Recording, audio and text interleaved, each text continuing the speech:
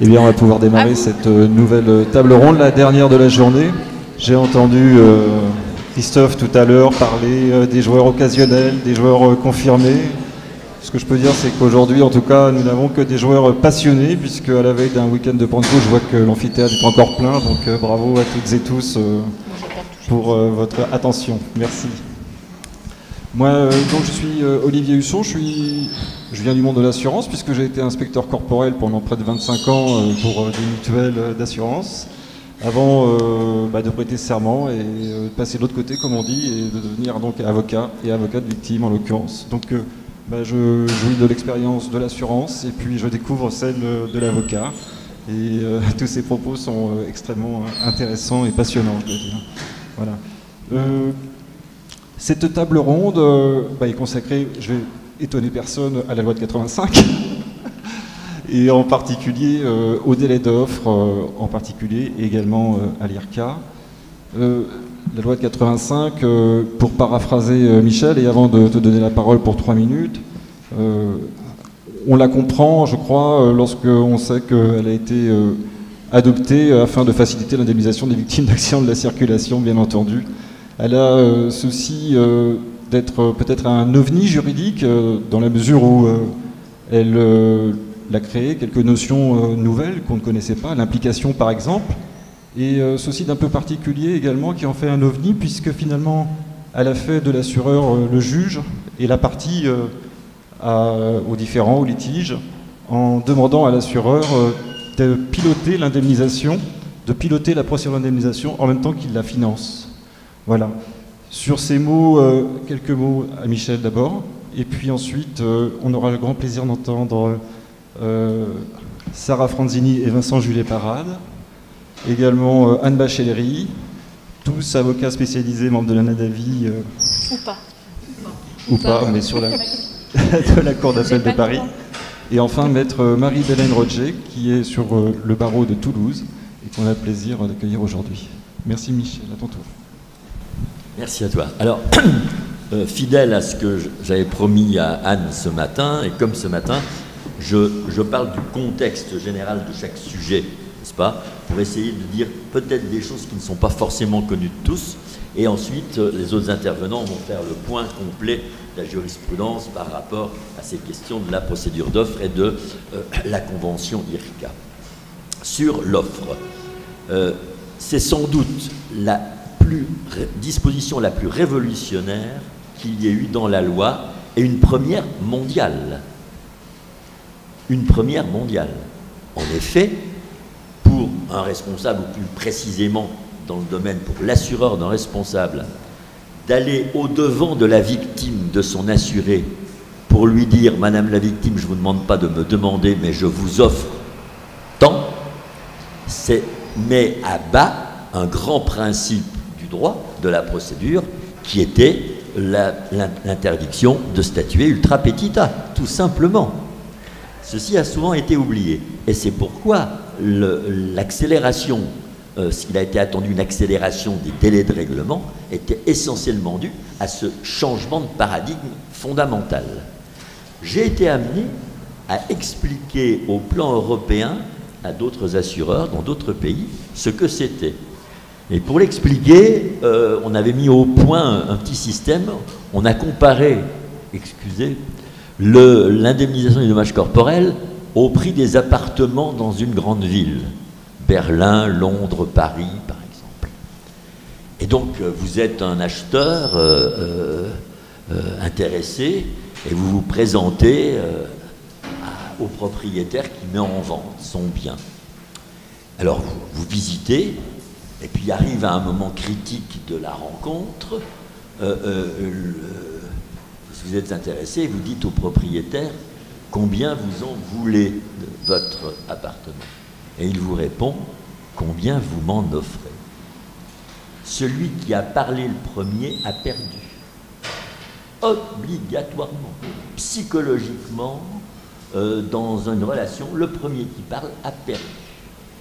Évidemment, quand les assureurs se sont retrouvés confrontés à se découvrir les premiers, alors que partout dans le domaine de la procédure, c'est le demandeur, c'est-à-dire la victime qui réclame, Ils se sont dit, premier argument, je vais offrir peu pour ne pas risquer effectivement d'offrir quelque chose que même la victime n'aurait pas osé demander.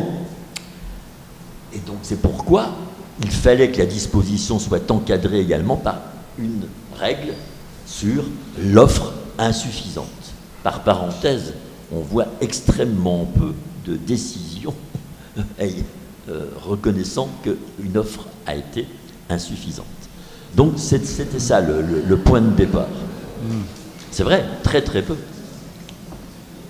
La mesure de l'offre elle-même, avec la condamnation au fonds de garantie, on voit très très peu de décisions. Ah oui, les 15%. Ah bah bien sûr, bien sûr. Ah oui. Bah, bon, donc c'était ça le point de départ, et donc on a attendu de cette disposition une accélération, et ça c'est reconnu tout de suite, puisque à la veille de la loi du 5 juillet, il y avait une moyenne, pas une médiane, une moyenne des délais de règlement, tout dossier confondu, qui était de 16 mois en transaction, 28 mois en décision judiciaire, et on est descendu en dessous de 12 mois pour les transactions, et c'est retombé à 17 à 18 mois pour les décisions judiciaires. Quand j'en suis parti, je n'ai pas les chiffres d'aujourd'hui. Donc là, l'objectif de rapidité était certainement atteint. Je signalerai deux choses pour terminer sur cette question de l'offre. Les décisions qui chagrinent les assureurs, puisqu'ils ont pratiquement perdu tout ce qu'ils voulaient en jurisprudence sur cette question de l'offre, c'est l'intrusion, la transposition de la directive européenne, parce que l'Europe s'est dit, mais ils sont très intelligents en France, et cette procédure d'offre est quelque chose d'extraordinaire, il faudrait que nous l'imposions en procédure à l'Europe. Seulement, ils n'avaient pas bien compris le système. Et donc, ce qu'ils ont mis dans leur directive, c'est lorsque la victime va faire une demande, l'assureur devra lui faire une offre motivée. Et figurez-vous que ceci a été transposé en France par la loi du 1er août 2003, et depuis cette date, on n'a pas vu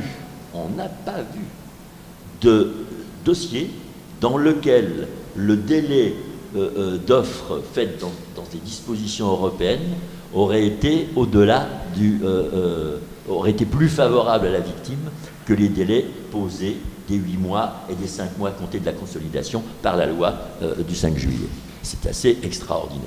Et donc, on a assisté avec cette disposition à une autre irrégularité, c'est que on en reparle de temps en temps avec une ou deux décisions de la Cour de cassation, c'est la transmission par l'assureur de la notice d'information.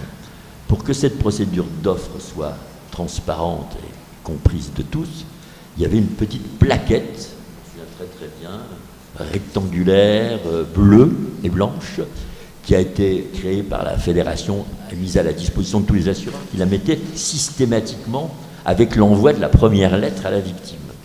Figurez-vous que le contenu de cette plaquette a été fixé par un arrêté. Et enfin, figurez-vous que lorsqu'il a été ajouté la loi européenne à l'article 12, L211-9 du Code des assurances, la plaquette n'a pas été transformée par le ministère de la Justice. Si bien qu'aujourd'hui, la plaquette donnant la procédure d'offre réglementaire est fausse. Ce qui donnera des idées à certains. On est intervenu plusieurs fois au ministère de la Justice pour dire, mais vous savez, elle est fausse. Oui, oui, c'est vrai, on y pense, mais ça fait donc depuis 2003 qu'ils y pensent, mais ça n'a pas été modifié. Merci, cher Michel, pour cette présentation. Sans délai, je propose à Vincent et Julie Parade et Sarah également de présenter donc, les délais d'offre et les contre-fous qui ont été posés afin que l'assureur s'oblige à intervenir dans des délais respectueux de la victime. Donc pour reprendre la parole après Michel, donc il nous a posé le contexte, on va dire, historique, et je pense en effet qu'on vient de tout d'abord rappeler le titre même de la loi Badinter, hein, c'était l'amélioration et l'accélération de l'indemnisation des victimes d'accidents de la circulation. Et là où c'était novateur, en effet, c'était qu'on mettait entre les mains de l'assureur la procédure en indemnisation de la victime. Il en était et il en est le chef d'orchestre, avec d'emblée, je pense, et on peut le dire, et ça ne peut être que partagé car c'est objectif, un déséquilibre profond entre la position de l'un et la position de l'autre. On va confier à l'assureur la procédure en indemnisation, son tempo, ses étapes, son formalisme, et on va l'imposer, on va le mettre comme interlocuteur de la victime qui, elle, va être confrontée à souvent une ignorance de ses droits, ignorance de ce que peut représenter son dommage et ensuite son préjudice, ignorance également de la procédure. Et c'est sans nul doute ce qui a guidé dans l'esprit des rédacteurs de cette loi, le fait que confier à un assureur qui dispose d'une puissance économique et savante à l'égard de la victime, la procédure supposait par définition que d'une part on souhaite obtenir l'objectif que l'on souhaitait atteindre, c'est-à-dire indemniser mieux et plus vite, et également que l'on garantisse à la victime que cette procédure qui quelque part a été presque déléguée soit sanctionnée si elle n'était pas respectée, si quelque part l'assureur ne jouait pas le jeu de la procédure à laquelle il était astreint. Et donc c'est la fameuse procédure d'offre de l'article L111-9 sanctionné par L211-9 sanctionné par L211-13 qui se met en branle avec des délais, encore une fois, on va essayer avec Sarah de ne pas revenir sur tout le détail des délais parce que le but c'est pas en 40 minutes de refaire un cours là-dessus, mais d'essayer de réfléchir d'un point de vue d'un côté d'un point de vue victime et de l'autre point de vue assureur, ce que l'on peut en tirer. Et très souvent, quand dans le secret de nos cabinets, on discute avec les régleurs, c'est souvent, il y a au moins 5 minutes de complaintes sur « Oh là là, mon Dieu, cette procédure, cette sanction de plus en plus dure, cette jurisprudence qui nous est de plus en plus sévère, c'est insupportable, ça nous étouffe, et même quand on fait toutes les choses très bien, eh ben, on se retrouve piégé. » Et c'est quelque part de débattre de ça. Tu me voles ma réplique. Non, oui, mais c'est quelque part débattre de ça et de se dire, au fond, est-ce que la jurisprudence est véritablement si sévère, et si on trouve encore aujourd'hui des cas de sanctions de non-respect de la procédure d'offre, que ce soit pour absence d'offre, offre tardive ou offre insuffisante, c'est forcément que le formalisme posé par la loi du 5 juillet 85 n'a pas encore été totalement comprise par les assureurs pour qu'ils aient pu mettre en place, ce qui aujourd'hui, avec tous les moyens technologiques qui existent, des process suffisamment efficaces. Et c'est vrai que moi, en tant qu'avocat, je suis parfois assez stupéfait de me rendre compte qu'on peut laisser, y compris dans des dossiers où il y a eu des communications d'informations imposées par la loi, où toutes les informations sont données, je dirais le nom de certaines compagnies, où on se retrouve obligé, on voit passer les mois et rien ne bouge, et on est obligé d'aller en judiciaire, et même parfois en judiciaire, on n'a personne en face de nous parce que ça passe pas, l'information ne passe pas.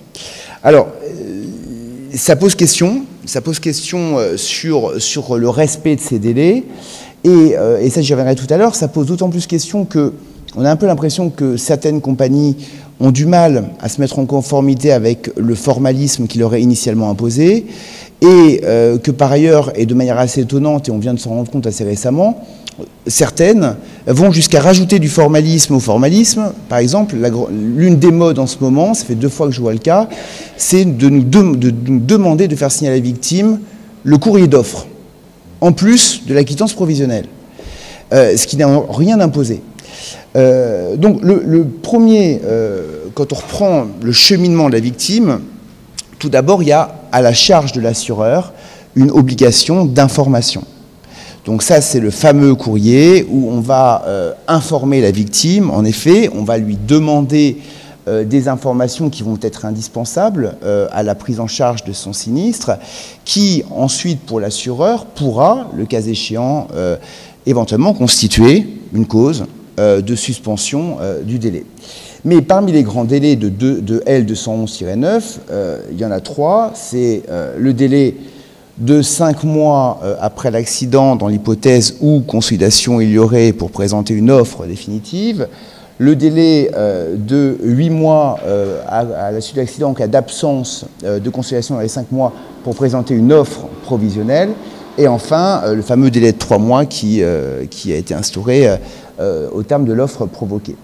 Et c'est vrai que c'est encore assez étonnant, et on en reparlait avec Sarah, de se rendre compte qu'aujourd'hui, on a encore des non-respects récurrents de ces délais, notamment en matière, moi je suis assez toujours marqué par l'absence d'offre de provisionnelle, avec encore une fois un formalisme particulier, c'est-à-dire que une quittance provisionnelle n'est pas une offre au sens de l'article L211-9, et là encore, on a des règleurs qui, quelque part, se font prendre à leur propre piège, ou voyant qu'il y a une demande qui est présentée par la victime, vont vite envoyer à l'avocat une quittance provisionnelle. Il n'y aura pas forcément eu d'offre dans les règles, et pourtant, ils connaissent le process, ils ne le respectent pas forcément, et quand on va venir leur demander quelques mois plus tard, ou quelques années plus tard, ce que l'on fait de la question de la sanction de L211-13, ils nous disent « oui, c'est pas très loyal ». Ouais, c'est pas très loyal, mais d'un côté, il y a une règle, il y a une procédure, charge à vous de la respecter. Donc le délai de 8 mois pour présenter une offre, il faut le rappeler encore une fois, provisionnel, il est impératif. Il est impératif, et notamment, y compris même s'il y a une discussion sur le droit à indemnisation. Et moi, j'ai le cas d'un dossier actuellement. Bon, il se passe que c'est typiquement le genre de dossier où, quand les choses vont mal, côté de la victime ou même du côté de l'assureur, et tout a été raté dans ce dossier de A à Z, du côté de l'assureur. Et là, c'était le cas d'un motard qui a été accidenté, donc accident moto contre moto, alcoolémie de mon côté, donc contestation logique du droit à indemnisation. On se retrouve aujourd'hui à presque 6 ans, après un jugement en première instance ayant reconnu le droit à indemnisation intégrale, suivi d'un arrêt d'appel, entre-temps de consolidation, et à ce jour, dans ce dossier, il n'y a encore eu aucune offre provisionnelle et il n'y a eu aucune offre définitive valable. Donc ça, quelque chose qui est important, de bien conserver le fait que cette offre, elle est absolument impérative, et encore une fois, une offre n'est pas le paiement d'une provision. Et là, vous avez le cas donc, de l'arrêt, vous avez un cas notamment où vous avez eu des provisions très importantes qui ont été justifiées à hauteur de plus de 200 000 €. Le fait que l'assureur puisse venir dire « mais durant cette période, j'ai versé près de 200 000 € des quittances ont été signées par la victime », peu importe, il y a un formalisme, l'offre doit être présentée dans les règles, avec notamment un détail des postes de préjudice qu'on entend ventiler et indemniser. Si cela n'a pas été fait, le versement d'une provision ne vaut pas offre au sens du Code des assurances et donc des dispositions de la loi du 5 juillet. Le délai de 5 mois, lui, va courir à compter de la consolidation, on va dire de la connaissance de la consolidation par l'assureur. Alors, c'est l'envoi du rapport par les médecins ou par l'expert judiciaire qui va naturellement faire foi. Une question que je m'étais posée, mais je n'ai pas trouvé de jurisprudence, c'est est-ce que la présence à l'examen de l'inspecteur de la compagnie vaut connaissance? A priori, oui, étant donné que dès l'instant où l'assureur est physiquement représenté à l'examen qui va retenir la date de consolidation et que donc il peut, connaître la date de consolidation, mais également l'ensemble des composants du dommage de la victime, il lui appartient fort logiquement de respecter le délai de 5 mois. Alors, il y a naturellement des causes de suspension, et ce serait notamment le cas de l'impossibilité pour l'assureur de chiffrer certains postes de préjudice car il lui manquerait des éléments, mais là encore, c'est parfaitement encadré par les dispositions du Code des assurances. Et l'offre doit être néanmoins présentée dans le délai, et doit être accompagné d'une demande précise de renseignements, des documents utiles pour chiffrer les postes réservés, avec également mention du fait que si la victime ne retourne pas dans le délai de 6 semaines les informations, ça entraîne une suspension. Et là encore, il faut voir ça sous l'angle du formalisme. Si l'assureur demande des documents mais ne fait pas état à la victime de ce que son absence de réponse entraînerait la suspension, on ne peut pas lui opposer. Et donc l'offre est incomplète. De la même manière, un simple courrier demandant des éléments à la victime sans pour autant présenter une offre sur les postes de préjudice qui seraient effectivement chiffrables dans les délais, ne constitue pas une cause de suspension des délais. C'est ensuite le délai de 3 mois dont parlait Michel tout à l'heure, donc qui est issu de la directive européenne. Donc c'est l'offre provoquée. Offre provoquée, c'est-à-dire une réponse qui est obligatoire à une demande qui serait présentée par la victime.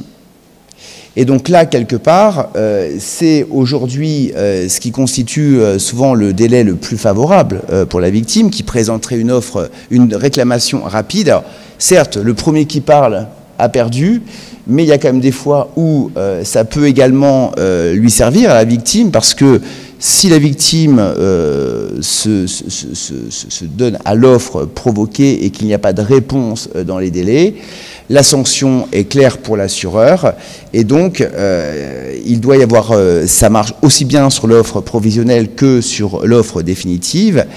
Et là encore, l'intérêt, à mon avis, de l'offre provoquée, c'est quand même dans les cas où... Parce que le délai de 8 mois pour présenter une offre provisionnelle, il paraît très court souvent pour les compagnies, mais il peut paraître également très long pour la victime. Et ça permet donc véritablement d'accélérer le cours des choses. Et là encore, certes, c'est une sanction, on place la victime en protection, mais encore une fois, je pense qu'aujourd'hui, les régleurs, avec les outils qui sont les leurs, ont largement les moyens de se plier au formalisme très rigoureux de la loi Badinter. Je reviendrai, donc je vais laisser la parole à Sarah pour la suite, et je reviendrai ensuite sur la forme même de l'offre qui doit être présentée. Alors, chers amis assureurs, comment on fait pour s'en sortir? Quand un gestionnaire a plus d'une centaine, voire 200 dossiers à gérer, quand il en a 5 à rentrer par jour, quand il n'a pas eu la déclaration d'accident par son assuré, quand l'enquête est en cours depuis 1 an et demi, qu'on ne connaît même pas les identités des victimes, on s'en sort comment? Parce que les offres, on doit quand même les faire. Alors bien évidemment, on ne pourra les faire que quand on a l'identité des victimes et leurs adresses. Néanmoins, le code vous invite déjà à faire des courriers pour pouvoir constituer le dossier. Tout d'abord, une petite pratique qu'on a proposée, que ce soit pour les courriers préalables pour obtenir les documents que pour les offres. Si au moment où vous devez faire les offres, vous ne connaissez pas encore si votre garantie sera acquise, parce qu'il peut y avoir un défaut de garantie, parce que vous pouvez ne pas être en réalité l'assureur du véhicule impliqué, ou parce que tout simplement vous ne savez pas encore si le droit de l'indemnisation de la victime est total, partiel ou exclu, vous pouvez très bien dans vos courriers, dans vos correspondances à la victime, écrire que vous êtes contraint par la loi de prendre la main la gestion du dossier et de présenter une offre, mais que pour le moment, c'est sous toute réserve de garantie. S'il y a déjà une procédure en cours, vous pouvez préciser que c'est dans l'attente de l'issue de la procédure.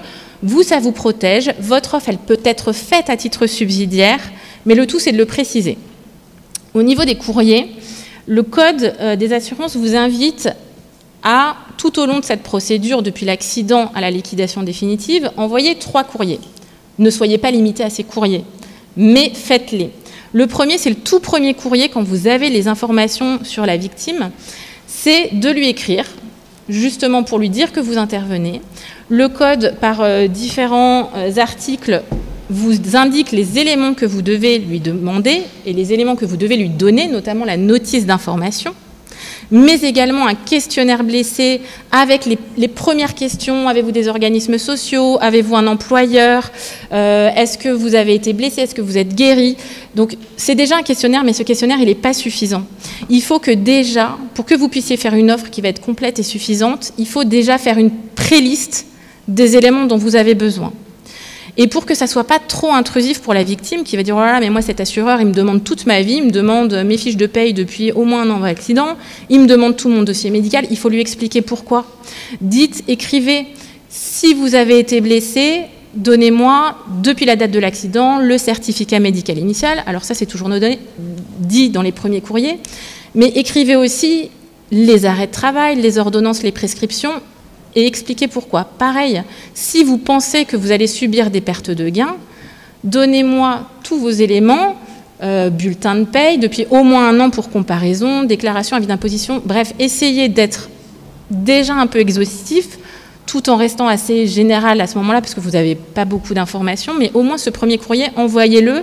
Il existe déjà, puisque vous l'envoyez déjà avec le questionnaire blessé, la notice. Et n'oubliez pas dans ce courrier de bien mettre dans le courrier que vous joignez la notice et le questionnaire blessé, parce qu'on pourra vous dire, si ce n'est pas marqué, que la notice potentiellement n'y était pas. Une fois que vous avez le rapport, donc là vous allez déjà avoir des informations, ensuite vous allez avoir l'expertise et l'expertise de consolidation.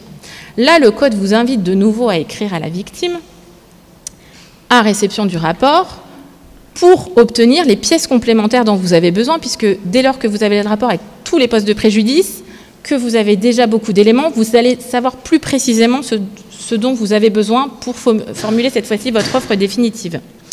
Là, le code vous indique aussi que si, j'en parlerai après dans les possibilités de suspension du délai, mais que si la victime ne vous donne pas, par suite de vos demandes, toutes les pièces dont vous avez besoin, après consolidation, vous avez un délai de 15 jours suivant sa réponse incomplète pour lui réécrire et pour lui dire « Ok, j'ai reçu telle pièce, mais il me faut aussi celle-là ». Attention par ailleurs, le fait que la victime ne vous donne pas tout, vous restez quand même obligé de faire une offre sur les postes pour lesquels vous avez les infos. Ça, c'est très important, puisqu'il y a des assureurs qui vont dire « Moi, je n'avais pas de quoi chiffrer les pertes, donc je n'ai pas fait d'offre du tout. » Il fallait au moins en faire sur les postes connus. Et donc ça, c'est ma prochaine slide, s'il te plaît. Sur la rédaction des offres, ces offres, on a dit, il faut qu'elles soient motivées. S'il y a une limitation du droit à indemnisation qui est opposée, vous devez l'écrire, pas juste dire sur un droit à indemnisation limité à 50%. Dites quelles sont les fautes de conduite que vous opposez, sinon ça ne sera pas valable. Expliquez pourquoi. Encore une fois, dans la rédaction des offres, surtout l'offre définitive, si vous connaissez déjà, vous avez déjà réceptionné les créances des tiers payeurs, vous les annexez. Vous ne faites pas que faire votre tableau avec le préjudice total, ce qui revient à la Sécu et ce qui vous revient à vous victimes. Si vous avez les créances, vous les mettez avec. De la même manière, s'il y a certains postes que vous ne pouvez pas chiffrer, bien souvent c'est les préjudices patrimoniaux et bien souvent c'est les pertes de gains parce qu'on n'a pas encore les déclats, les avis, on n'a pas encore les bulletins de paye, c'est un indépendant, on n'a pas encore les comptes de résultats. Visez tous les postes, mais même à titre provisionnel, visez tous les postes, faites-vous des modèles de courrier avec tous les postes de la nomenclature d'un TIAC. À titre provisionnel, vous faites une offre, vous détaillez sur tous les postes que vous pouvez faire. Si c'est avant conso, les postes après conso, mettez bien, seront évalués à la conso après rapport d'expertise. Et si on est dans l'offre définitive, si vous vous contentez de mettre en mémoire et de réserver en disant juste dans l'attente des justificatifs, ça ne marchera pas. Il faut que l'assureur soit proactif. On imagine que la victime, elle n'a pas toujours d'avocat. Alors après, on peut trouver que c'est dur quand la victime a un avocat d'autant plus spécialisé et qui sait quelle pièce il doit transmettre, mais la victime toute seule ne sait pas. Donc quand il y a un poste qui est réservé, donnez des exemples de pièces. Si vous estimez avoir subi des frais médicaux restés à votre charge, merci de me transmettre les bordereaux de remboursement de telle date à telle date, de votre Sécu, de votre mutuelle. Pareil pour les pertes de gains. Si vous avez bénéficié d'une prévoyance complémentaire, merci de me transmettre les attestations d'indemnité journalière. Il faut vraiment viser tous les postes. S'ils sont réservés, dire pourquoi et demander ce qu'il faut. Et pour vous prémunir aussi, s'il y a des postes qui ne sont pas constitués, mettez-le tel poste non constitué. Et comme ça, ça vous protégera. les destinataires de l'offre. Comment ces offres, pour qu'elles soient valables, eh ben, il faut qu'elles soient envoyées directement à la victime. Que ce soit les premiers courriers ou les offres, envoyez-les en recommandé avec accusé réception. Parce qu'un courrier, surtout les premiers courriers en général, ils sont envoyés en lettres simples. Eh bien, quand il sera temps de montrer qu'on a fait nos demandes de pièces, etc., parce que ça peut avoir une influence sur le point de départ, ou en tout cas une suspension temporaire de la pénalité, si ça a été envoyé en lettres simples, la victime pourra dire « mais moi, vous n'avez pas la preuve que je l'ai reçu ».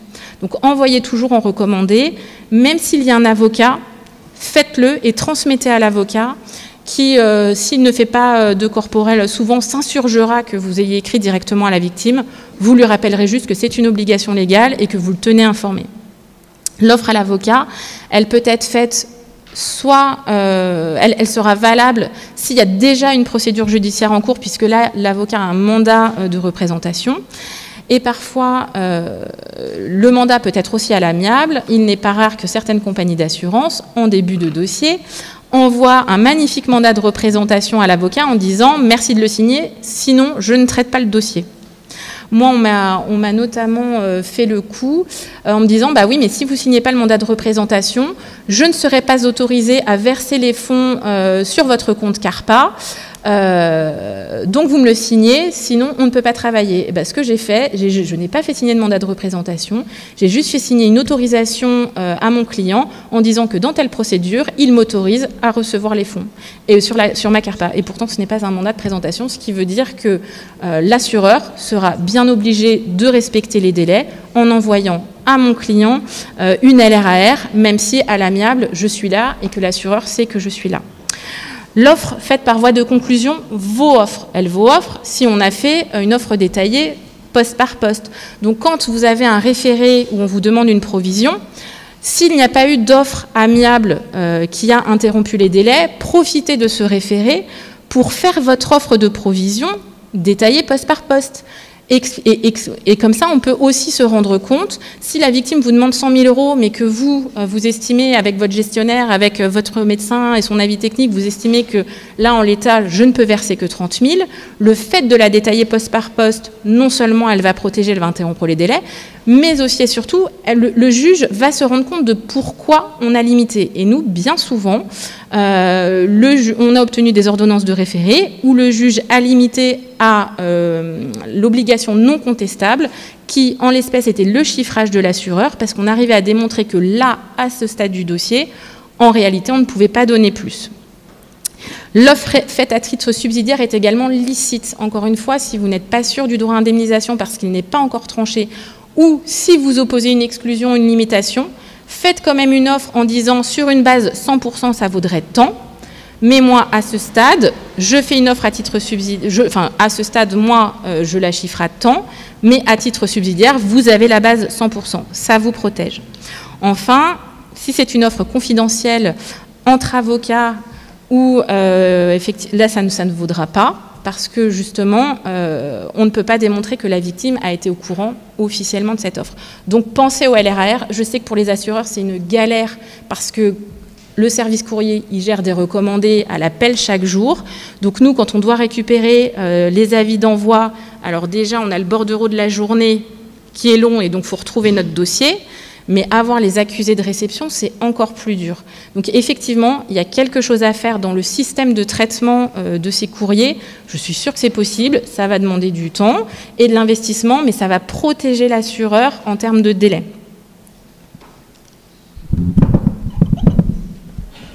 Alors, principe cardinal, hein, on l'a pas dit, ça coule de source, mais c'est toujours à l'assureur de démontrer, de prouver qu'il a respecté les formes.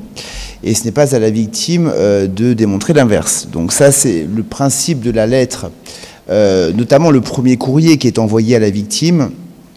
Très très peu d'assureurs aujourd'hui peuvent démontrer avoir adressé à la victime le questionnaire et les informations qui pourtant sont portées obligatoires. Rapidement, sur l'offre notamment par voie de conclusion, c'est qu'en référé, il est rarissime d'avoir des conclusions en défense qui véritablement détaillent quand on ne rejette pas purement et simplement le principe même de la provision qui est demandée, souvent on demande simplement un rapport à plus juste proportion et puis on s'arrête là. Non, ben non, j'ai pas de dossier contre toi, mais là encore, il y a même des fois où j'ai même pas de confrère en face, mais c'est là très clairement, ça ne vaut pas offre, et il faut le dire encore une fois. Sur l'offre complète. Alors, l'offre complète, c'est une obligation donc, qui découle, qui s'impose dans les 5 mois suivant la connaissance de la consolidation. Alors, l'offre complète, d'abord, c'est une offre qui va être en conformité avec les conclusions du rapport d'expertise. Mais je pense que c'est surtout une offre qui est conforme au rapport d'expertise en tant que tel. C'est-à-dire que très souvent, quand on va étudier une offre, il va falloir aller regarder au vu du rapport, aller chercher quelque part la petite bête pour voir si... Alors, il y a vraiment des fois où c'est incomplet, c'est incomplet, mais il y a des fois où, par exemple, là moi j'ai le cas d'un dossier, les médecins se sont prononcés sur le déficit esthétique dans sa globalité, sans distinguer véritablement et de manière formelle le temporaire du définitif, et il semblerait qu'ils aient chiffré, in fine, que le définitif. Et naturellement, l'offre qui m'a été adressée par la compagnie s'assoit totalement sur une offre qui serait faite au titre du PET.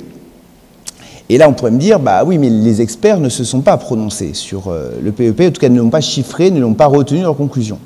Or, quand on reprend le rapport, au vu des pièces communiquées par ma cliente, au vu des éléments retenus dans le rappel des faits, dans le fait qu'il est bien noté qu'elle a fait usage d'un fauteuil roulant durant plusieurs mois, suivi de 2 cannes anglaises, suivi d'une canne, l'existence d'un PET n'est pas sérieusement discutable.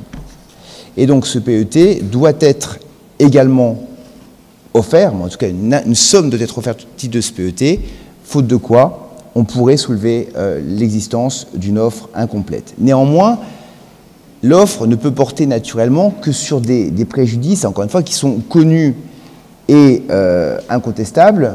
Il faut naturellement que l'assureur ait pu avoir connaissance des postes de préjudice invoqués au jour où il rédige son offre.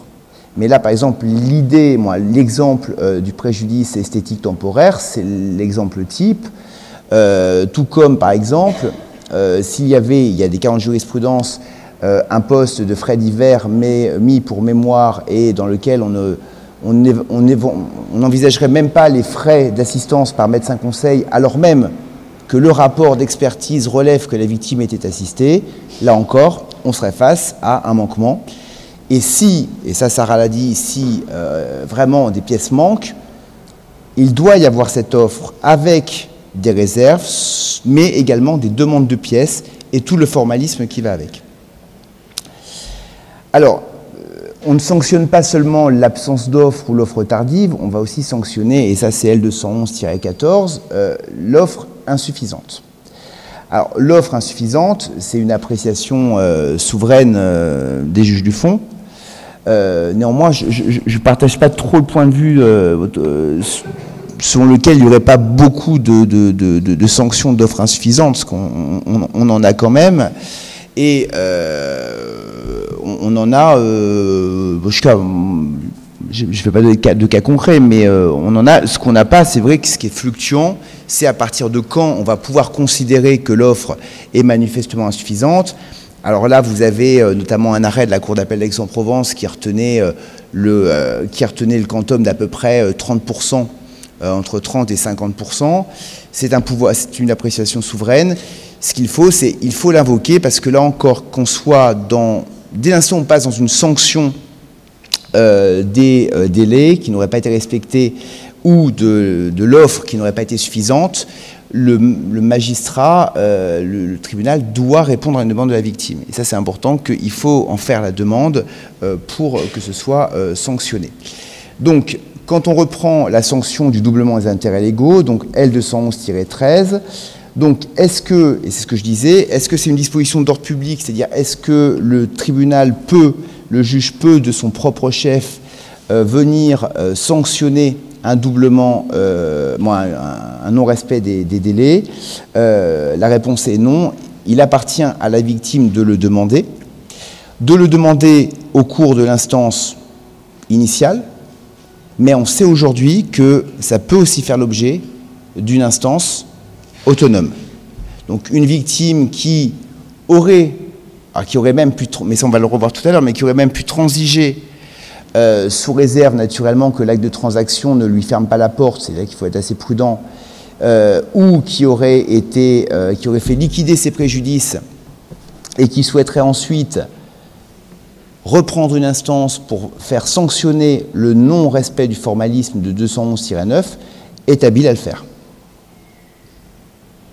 Alors, comment le demander? C'est ce que je vous disais.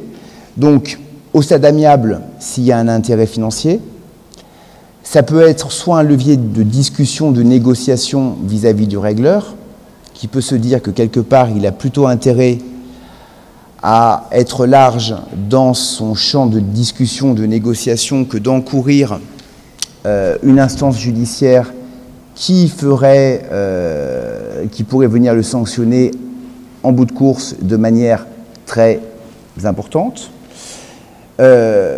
Également, ça peut être simplement demandé au cours de l'instance en liquidation, s'il n'y a pas eu de respect du formalisme.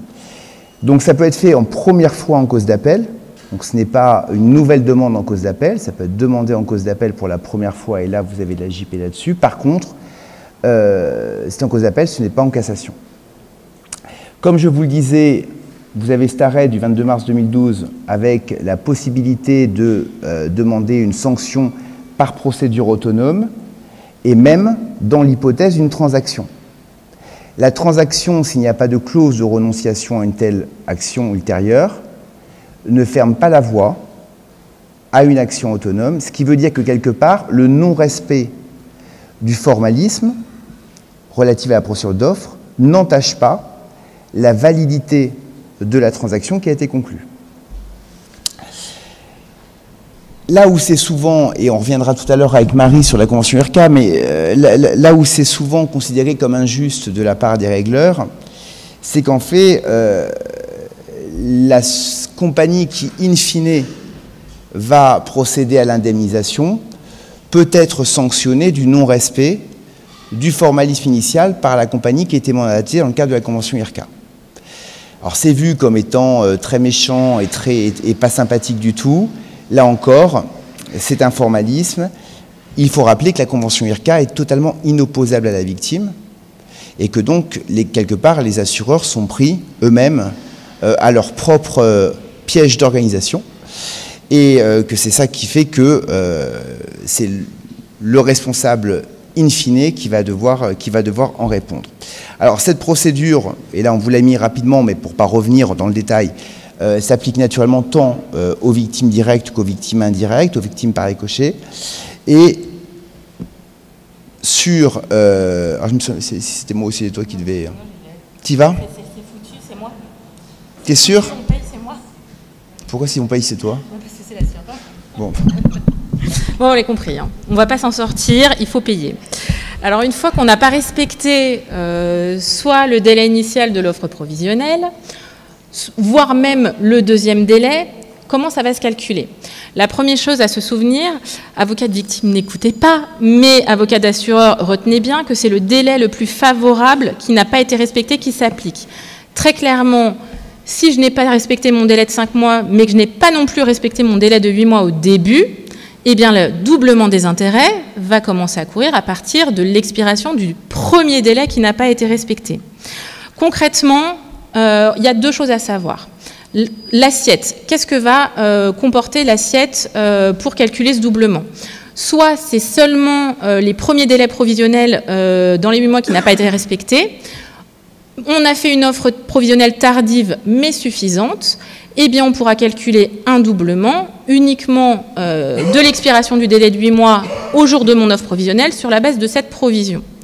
Mais si jamais le délai de 5 mois n'a pas non plus été respecté, l'assiette sera composée en fonction de s'il y a une offre ou pas. Si j'ai fait une offre définitive tardive mais complète et suffisante, dans ce cas-là, mon délai va commencer peut-être à l'expiration du délai de 8 mois, ou si j'ai de la chance, qu'à l'expiration du délai de 5 mois, jusqu'au jour de mon offre définitive, sur la base de mon offre.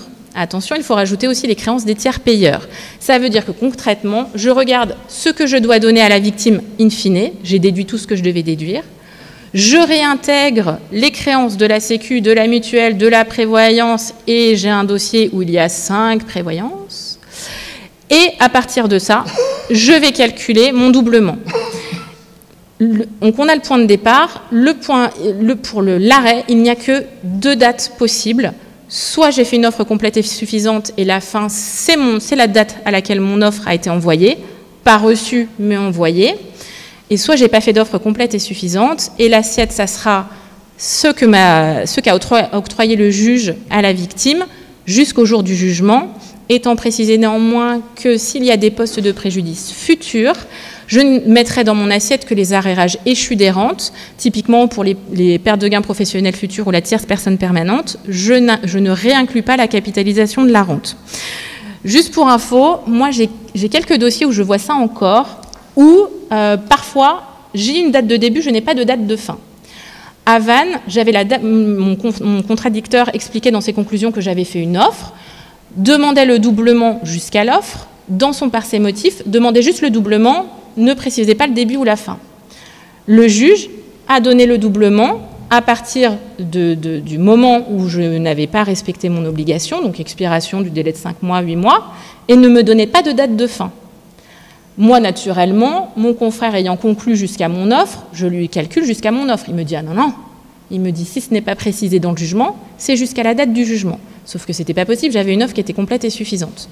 Je fais une requête en omission de statuer, et là, la présidente à Vannes, je plaide, me rit au nez et me rend un jugement en me disant « Ça sera jusqu'à parfait paiement. » Grosso modo, c'est même pas jusqu'à mon jugement, c'est jusqu'à temps que tu payes ton doublement, avec tous les intérêts qui vont avec. Je fais appel, mon contradicteur me dit « Ton appel était recevable, il fallait faire appel au début. » Mon appel était quand même recevable puisque c'était sur mon jugement rectificatif qui enfin me donnait une date de fin. Et là, la Cour m'a dit « c'est pas la peine de plaider, je connais la jurisprudence, il y a l'offre, ça sera jusqu'à votre offre. » Et donc ça s'est finalement, pour une fois, bien terminé pour l'assureur qui a payé, mais qui a payé le juste prix. Après, juste pour rappelez-vous, que sur ce doublement des intérêts s'applique non seulement la capitalisation des intérêts, donc quand vous êtes condamné à payer doublement, parfois vous pouvez payer les intérêts de ces mêmes intérêts, et s'applique aussi, on est en loi Badinter, s'applique aussi que ce soit dans le cadre d'un règlement amiable ou dans le cadre d'une exécution de jugement, s'appliquent les majorations des intérêts légaux prévus aux articles L211-17 à l'amiable et -18 au judiciaire, qui vous dit que les intérêts légaux augmentent, alors j'ai plus le détail en tête, mais vous irez les voir. Vous pouvez demander, en plus des intérêts légaux, des intérêts majorés parce qu'on est en loi Badinter et qui vont eux-mêmes s'appliquer sur le doublement. Donc des fois, ça fait exploser les plafonds. Étant précisé aussi que vous pouvez, si vous êtes vraiment mesquin avec la compagnie d'assurance, ça on ne l'a pas mis, mais vous pouvez le demander. Si vous estimez que l'offre est insuffisante, vous pouvez également demander au juge que l'assureur soit condamné à verser un pourcentage de la pénalité au fonds de garantie pour l'alimenter, pour que derrière il nous dise qu'il ne veut pas payer, mais au moins ça lui fera un peu de sous pour payer les victimes qui peuvent aller devant le fonds de garantie. Alors, dernière chose, est-ce qu'on peut limiter un peu tout ça? Est-ce qu'on peut s'en sortir? On peut s'en sortir notamment, mais il faut être de bonne foi quand même, il arrive bien souvent que l'assureur, comme j'ai dit, n'a pas connaissance tout de suite de l'accident et parfois a très tardivement, mais parfois c'est peut-être 1 an ou 2 après, sait qu'il y a un accident et connaît les victimes.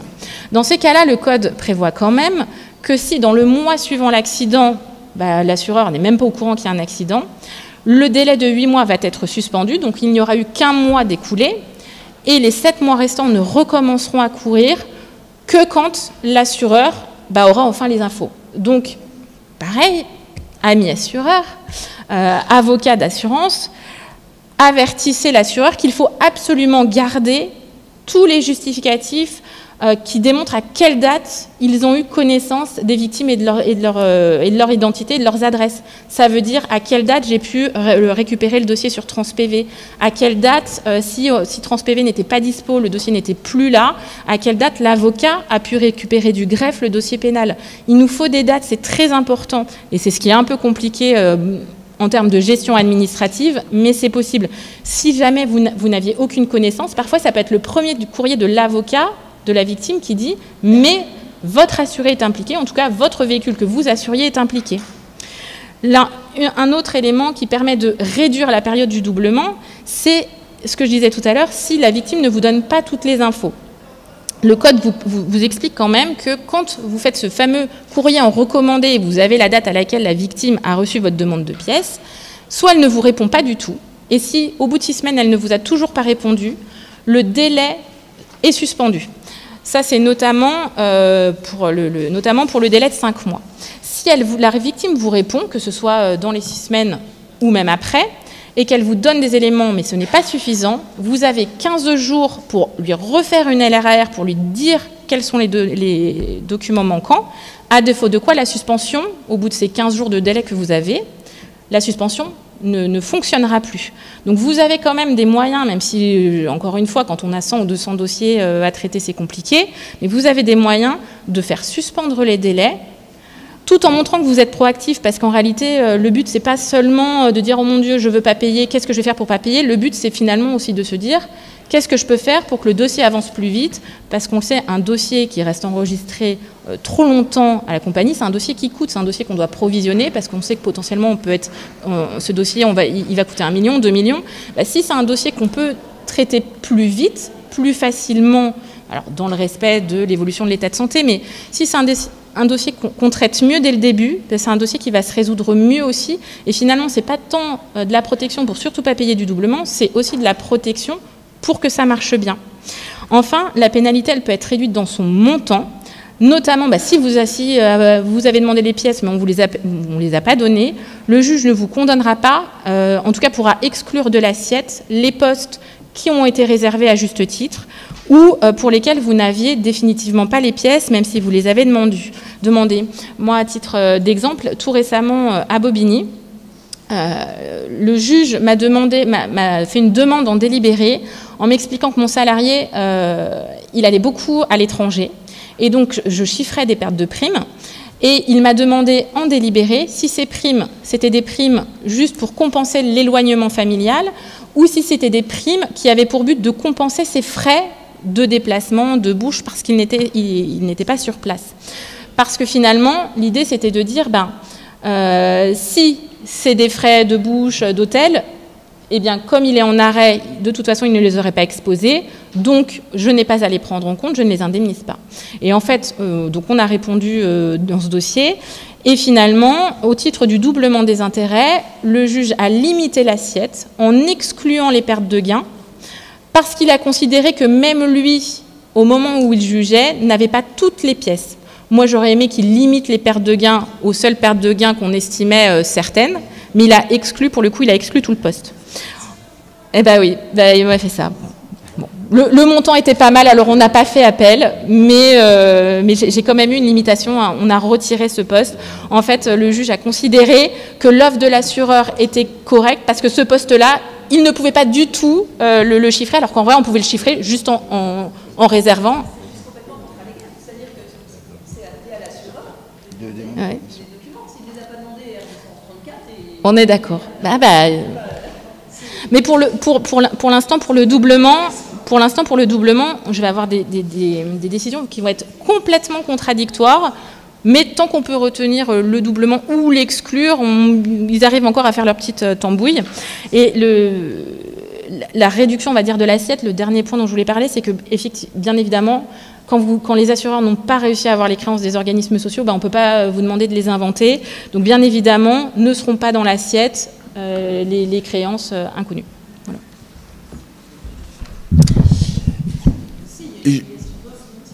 Oui, même s'il n'y a pas la... Même c'est non, pas non, la... je parlais de l'assiette. Comment réduire l'assiette? Juste pour terminer, après 30 secondes de montre en main, pour boucler la boucle. Donc la question, c'est de savoir, est-ce que quelque part, cette procédure d'offre a servi l'objectif de la loi qui était d'accélérer et d'améliorer, on serait tenté de dire que oui, si on part sur le principe de est-ce que ça a permis de déjudiciariser, si on s'en réfère uniquement au fichier de la JIRA, on pourrait se dire que quelque part aujourd'hui, la grande majorité des dossiers se transigent et une minorité se plaide.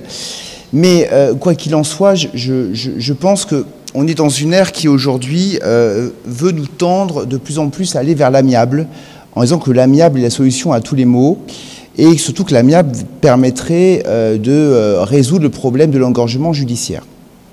Mais moi, c'est mon opinion et ça ne concerne que moi, mais je reste convaincu que l'amiable ne peut fonctionner qu'à deux conditions.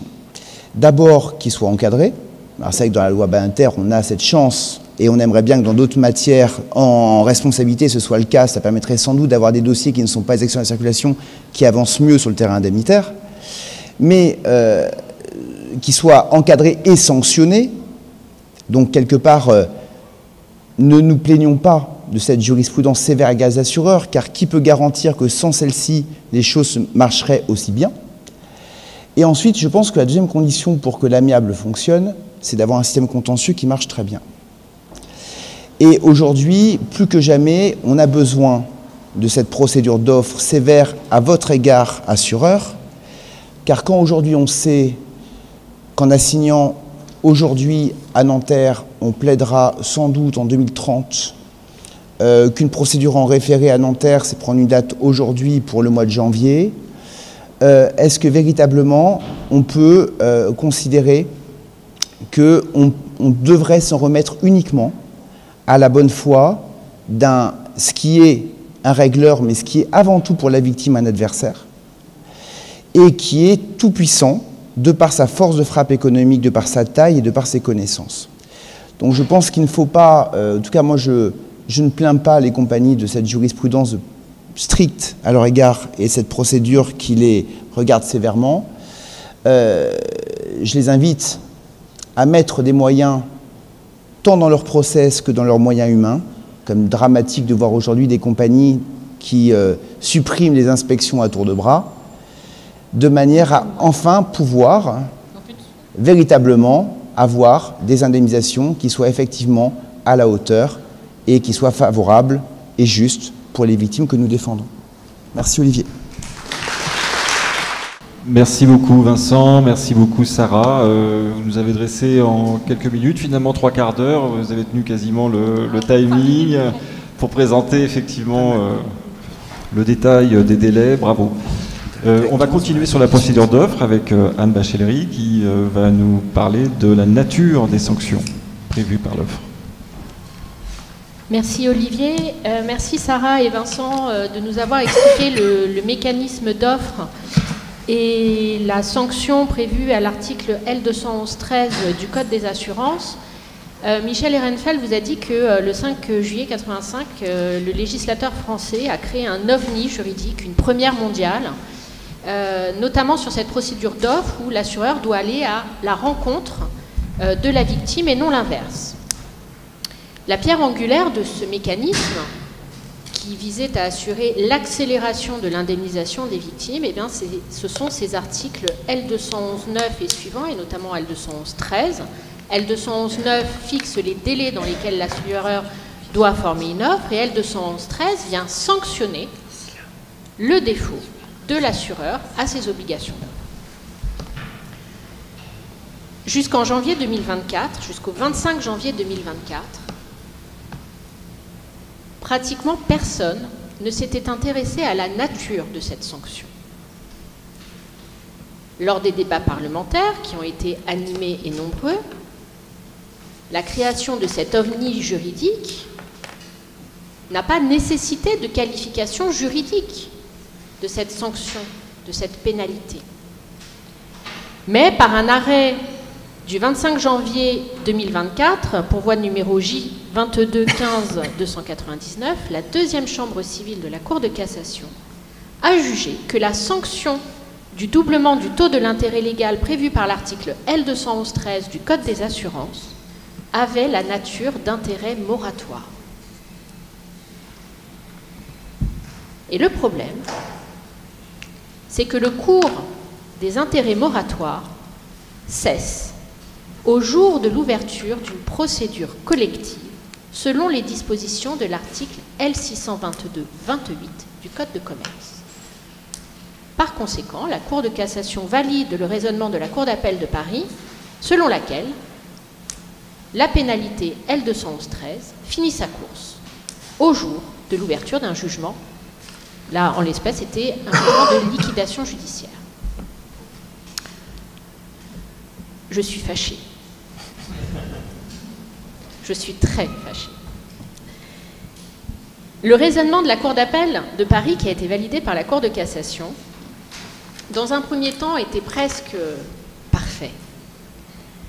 La Cour d'appel constatait que l'ensemble des offres d'indemnisation faites, alors à l'espèce c'était la MTA, la compagnie d'assurance mise en liquidation, puis par son liquidateur, était incomplète. La sanction du doublement de l'intérêt légal prévue à l'article L213 du Code des assurances était donc encourue à compter du 15 juin 2012, soit 8 mois après l'accident, sur le montant des indemnités allouées avant déduction des provisions versées et imputation de la créance des tiers payeurs. S'agissant du terme de cette sanction, alors qu'il correspond en principe à la date du jugement ou de l'arrêt devenu définitif, il sera dans ce cas la date d'ouverture du jugement de liquidation de la MTA, la pénalité prévue donc à l'article L211-13 du Code des assurances, ayant la nature d'un intérêt moratoire. Les dispositions de l'article L622-28 du Code de commerce s'appliquent. Alors, on vous a pas, je vous redonne la définition quand même de L211-13. Lorsque l'offre n'a pas été faite dans les délais impartis à l'article L211-9, le montant de l'indemnité offerte par l'assureur ou alloué par le juge à la victime produit intérêt de plein droit au double du taux de l'intérêt légal à compter de l'expiration du délai et jusqu'au jour de l'offre ou du jugement devenu définitif. Cette pénalité peut être réduite par le juge en raison de circonstances non imputables à l'assureur.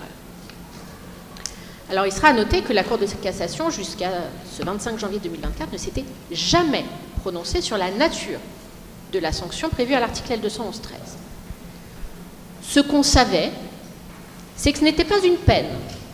Cassation, deuxième chambre civile, 3 février 2011 et chambre criminelle, 20 septembre 2011. On apprenait aussi, en 2012, que l'anatocisme, c'est-à-dire la capitalisation des intérêts, était applicable, sans pour autant que la Cour de cassation vienne explicitement indiquer que la sanction prévue à l'article L211-13 avait la nature d'intérêt moratoire. Enfin, on savait que la sanction avait un objet distinct du préjudice corporel. Deuxième chambre civile, 6 octobre 2022.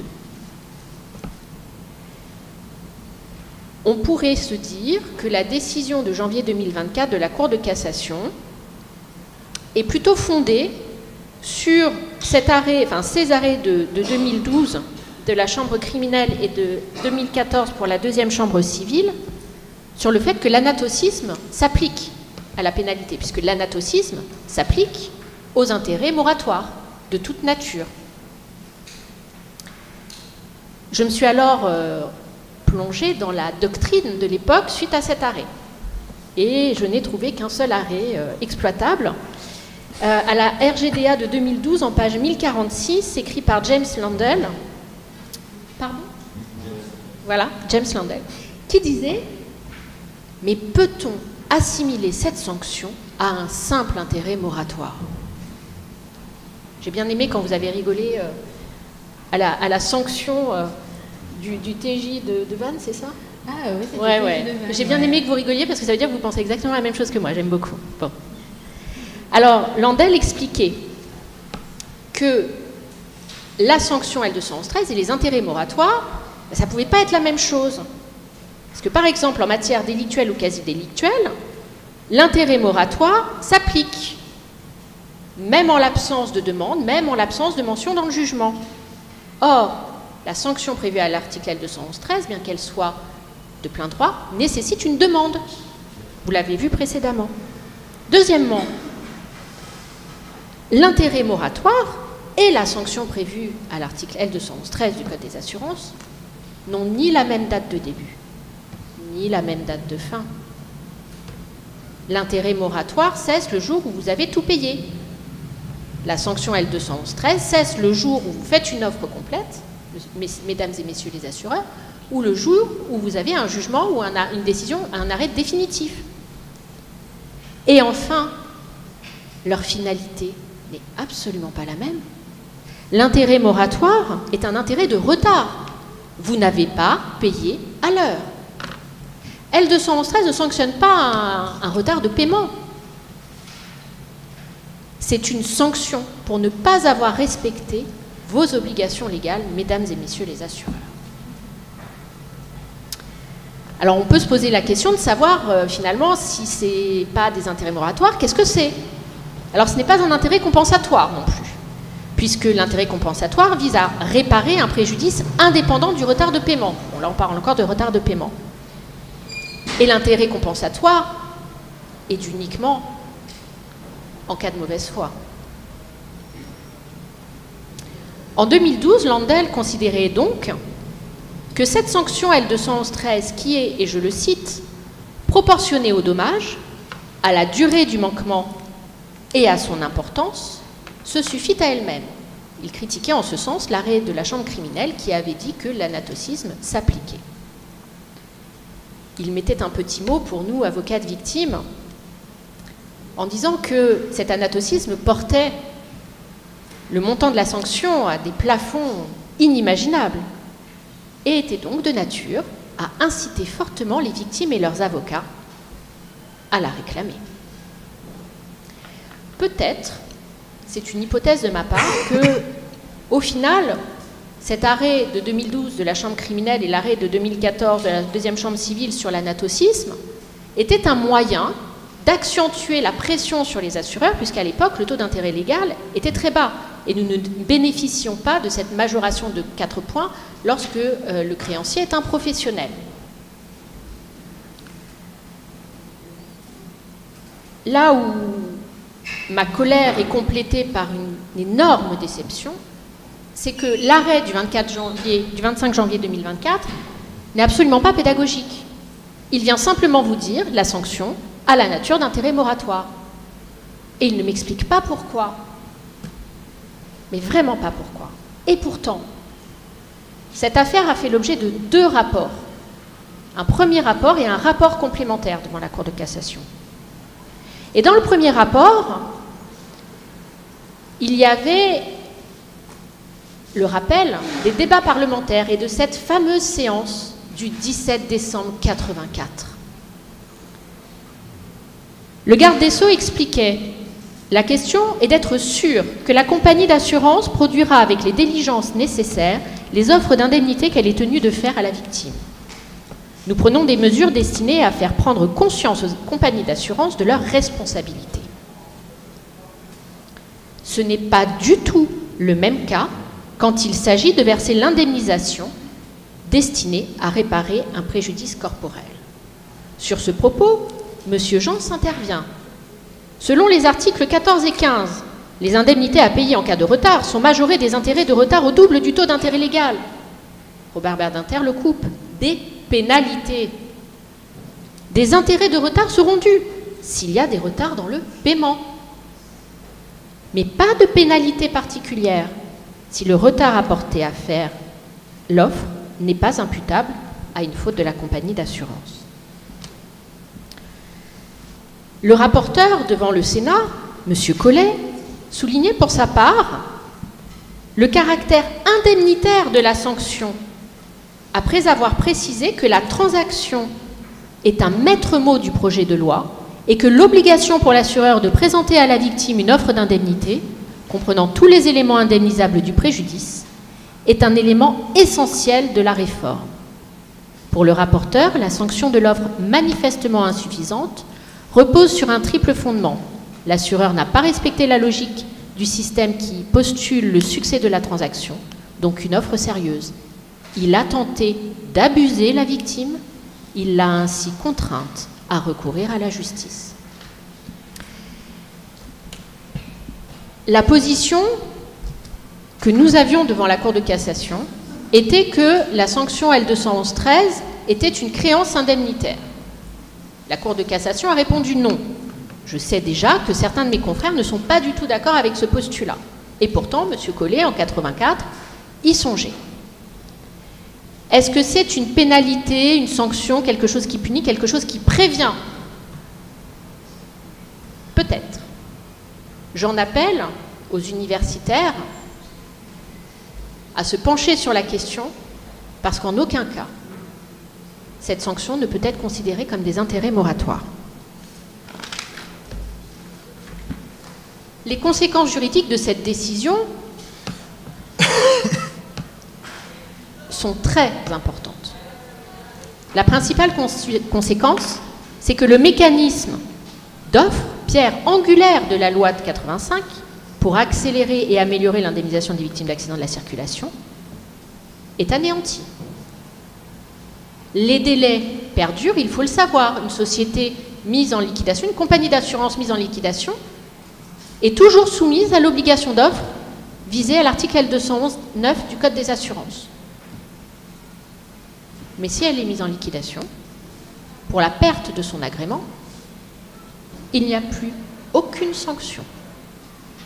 Donc il n'y a plus aucun moyen de pression de la victime sur l'assureur pour obtenir une indemnisation digne de ce nom. Et on part, comme dans les dossiers de responsabilité médicale, des années fleuves, parce que l'assureur n'a pas intérêt à régler le sinistre. Le mécanisme d'offre n'a donc strictement plus aucune utilité. La solution était également peu satisfaisante dans la mesure où il ne s'agissait pas d'une mise en liquidation pour défaut de paiement, mais pour la perte d'un agrément. Il était cependant difficile, en décidant de la nature d'intérêt moratoire, d'échapper à L622-28.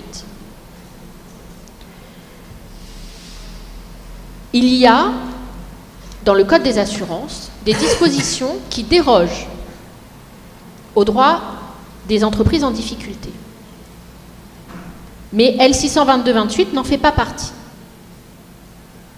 Dans le deuxième rapport, c'est-à-dire le rapport complémentaire, il y avait des perspectives. La première, c'était l'instauration de dispositions spécifiques à l'ouverture d'une procédure collective à l'égard d'une entreprise d'assurance en cas de retrait de l'agrément. C'est-à-dire que l'assurance est totalement in bonis. Elle disparaît parce qu'elle perd son agrément. La deuxième solution était une modification des dispositions régissant l'intervention du fonds de garantie en cas de retrait de l'agrément administratif d'une compagnie d'assurance. En effet, nous soutenions devant la Cour de cassation que si l'article L622-28 du Code de commerce pouvait bénéficier au débiteur, c'est-à-dire à la MTA et à son liquidateur, il ne pouvait en revanche bénéficier au garant de celle-ci. Et le garant personne morale, c'est le fonds de garantie. Problème, on ne peut pas condamner dans ce type de dossier le fonds de garantie à un quelconque paiement, alors qu'il est le garant. Et que le fonds de garantie, lorsqu'il intervient seul dans une procédure d'indemnisation, est soumis à l'obligation d'offre et à la sanction L211-13. Dernier point, l'avis de l'avocat général qui sollicitait la cassation de l'arrêt de la Cour d'appel de Paris se fondait sur les deux directives européennes, Solvabilité 2 et Omnibus 2, qui ont été transposées dans l'ordonnance du 2 avril 2015 et du décret du 7 mai 2015, qui visent à protéger les assurés en cas de sinistre de la compagnie d'assurance. Et l'avocat général estimait que l'obligation pour l'assureur en liquidation de faire une offre, élément essentiel du processus d'indemnisation d'une victime, est nécessairement garantie en cas de non-respect par le doublement du taux de l'intérêt légal. De ce fait, cette sanction ne peut être qu'hors du champ de l'application de L622-28.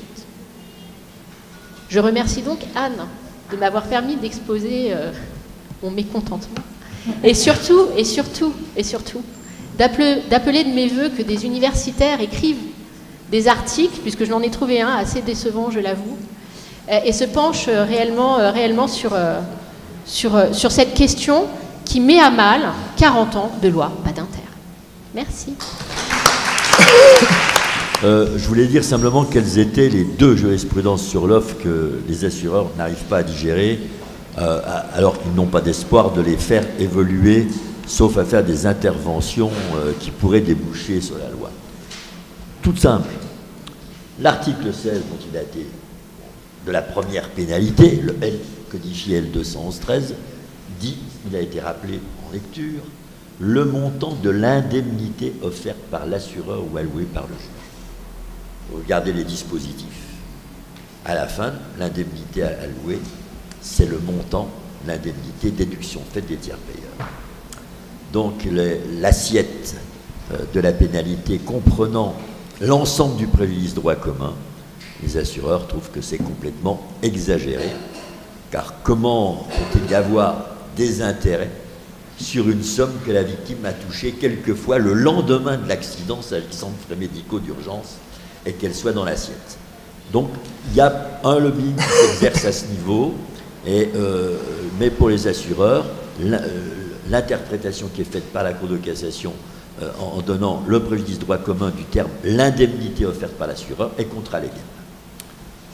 Deuxième point, c'est est-ce que vous avez réfléchi à la complexité de l'organisation de la procédure d'offre? Je rappelle qu'il y a eu 2 décrets importants après la loi Badinter, un décret du 6 janvier 86 et un décret du 7 janvier 86 sur la garantie.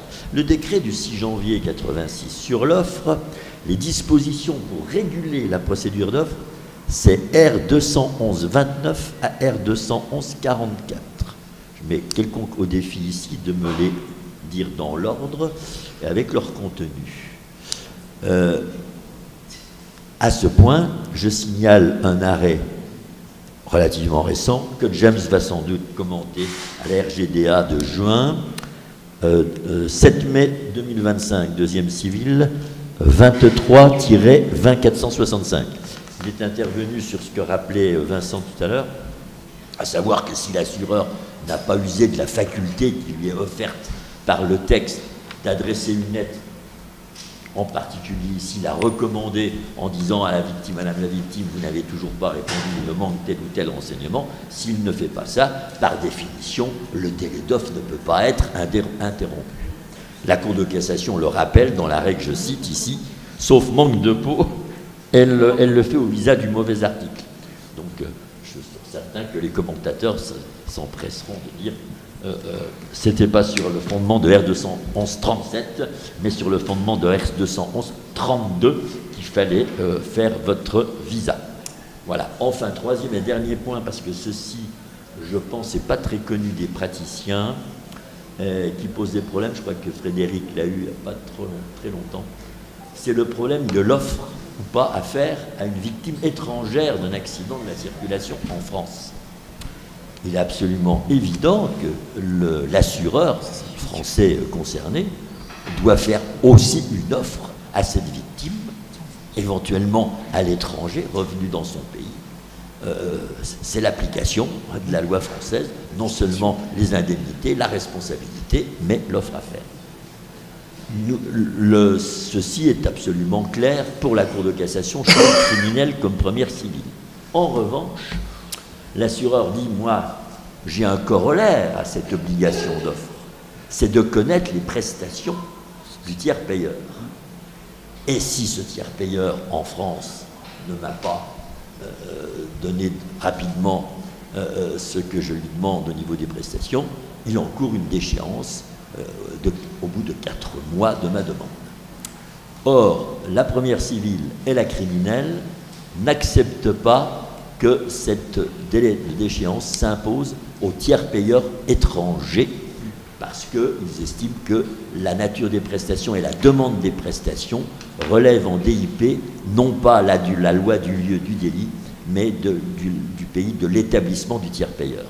Et donc les assureurs hurlent sur ce sujet, évidemment, parce qu'ils sont tenus, comme vis-à-vis d'une victime française, de faire l'offre, mais ils ne peuvent pas, et alors là, pour obtenir la créance du tiers payeur étranger, il faut se lever de bonne heure. Car ils ne peuvent pas lui imposer ce qu'impose au tiers payeur français. Je profite également de l'occasion pour le rappeler à tous.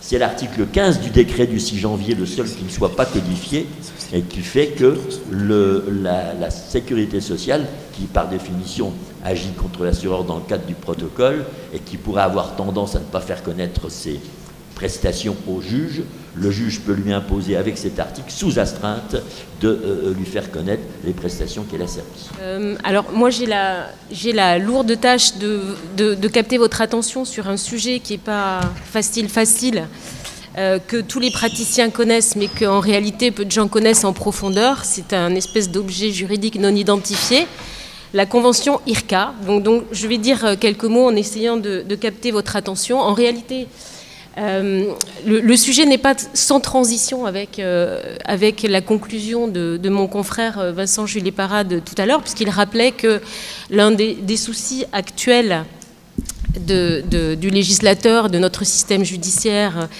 était d'accélérer les procédures et surtout de déjudiciariser. Et ben, c'était déjà l'un des sujets du législateur au temps du vote et des discussions concernant la loi Badinter, puisque bien évidemment c'était l'un des objectifs principaux de la loi. Alors juste pour revenir un petit peu sur les débats parlementaires, parce que c'est intéressant de le souligner, vous comprendrez plus tard pourquoi. Déjà lors des débats parlementaires qui ont précédé l'adoption de la loi, tout le monde entend bien là, parce que je ne sais pas si je parle correctement dans le micro, c'est bon. Certains députés ou sénateurs avaient émis des craintes quant à la mainmise des compagnies d'assurance sur le processus d'indemnisation et sur la procédure d'offre, puisque la préoccupation majeure à l'époque, c'était de favoriser le règlement amiable, et tout le monde avait bien compris que ce règlement amiable, il allait se faire au détriment, enfin, au profit d'une mainmise de cette procédure sur les compagnies d'assurance. Et donc on avait déjà discuté lors des débats des questions concernant la désignation unilatérale du médecin conseil, que certains appelaient médecin expert, mais cette appellation était déjà contestée lors des débats. Il était déjà posé la question lors des débats parlementaires de l'impartialité de l'assureur, les questions de contradiction d'intérêts, de l'information de la victime sur ses droits.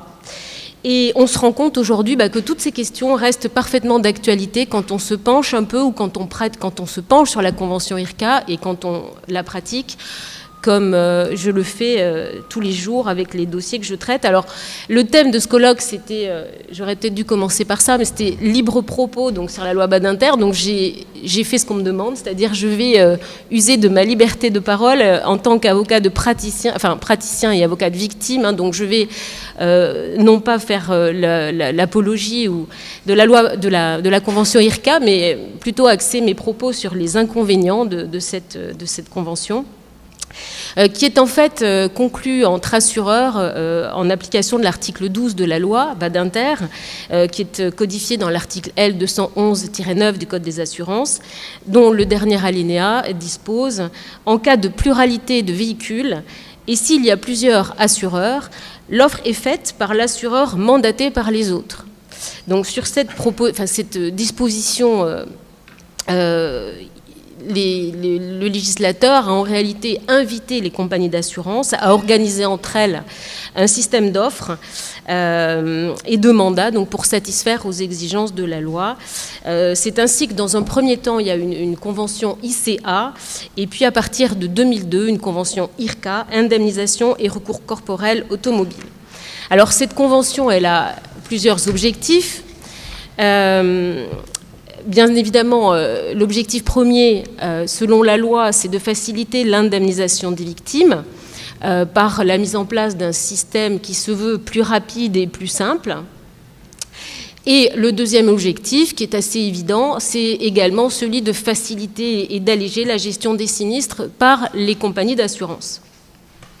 En fait, cette convention met en place un système de règlement direct généralisé, et son champ d'application est extrêmement vaste, puisqu'elle concerne tous les accidents survenus sur le territoire français, qui impliquent au moins 2 véhicules terrestres à moteur, donc qui sont assurés auprès d'une société d'assurance adhérente à la Convention. Et elle concerne les victimes qui présentent des blessures légères, dont le taux est inférieur ou égal à 5%, soit près de 90% des accidents corporels. Mais on va le voir, en réalité, ce seuil n'est pas...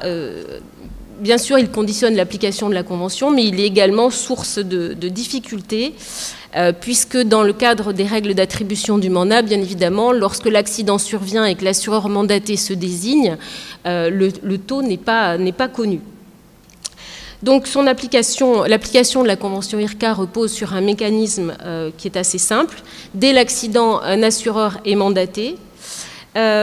Ensuite, se passent des choses dont les victimes n'ont pas conscience ni connaissance, c'est-à-dire que la Convention prévoit la répartition de la charge de l'indemnisation entre les assureurs signataires, puisqu'il y a un dispositif de règlement des litiges entre assureurs qui ont également établi entre eux une espèce de codification concernant les responsabilités.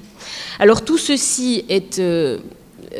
relativement flou et opaque pour la victime et même pour les avocats de victimes, parce que je ne sais pas si beaucoup d'entre vous ont réussi à avoir accès à cette fameuse convention IRCA, qui est en réalité une convention dont tout le monde parle, qui est quotidiennement invoquée, appliquée, mais que personne ne voit jamais, ou alors en cherchant vraiment... de manière très têtue, comme je l'ai fait, parce que j'ai fini par trouver le texte donc, sur un site. Mais je ne sais pas pourquoi, c'est une espèce de mystère. Le texte même de la Convention est jamais spontanément communiqué par les compagnies d'assurance, alors même que c'est un texte conventionnel qui fonde leur mandat, et on va voir que cela pose problème même à certaines juridictions, quand le dossier est transféré de l'amiable au judiciaire.